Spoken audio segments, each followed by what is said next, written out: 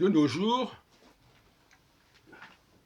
force est de constater que la thèse d'une sortie d'Égypte par les Hébreux est extrêmement controversée et très faiblement étayée et confirmée.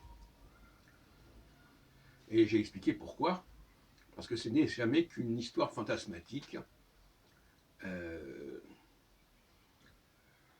Et c'est pour cela que le livre de l'Exode est fabriqué par des scribes israélites, d'où l'expression qui revient tout le temps, les filles d'Israël, les filles d'Israël, les filles d'Israël. Et rien que ça aurait dû nous mettre sur la voie et la puce à l'oreille. Et puis alors, la naissance de Moïse, elle ressemble énormément à celle de Sargon. Malheureusement, celle de Sargon date du 8e siècle, et donc c'est un anachronisme par rapport à la naissance de Moïse qui est censé avoir eu lieu au 11e ou 12e siècle avant notre ère.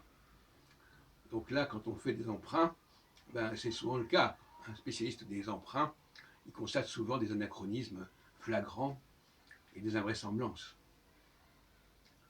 Donc l'archéologie ne vient absolument pas valider le stratagème de la sortie d'Égypte, qui est calqué sur la sortie de Babylone, de façon absolument flagrante.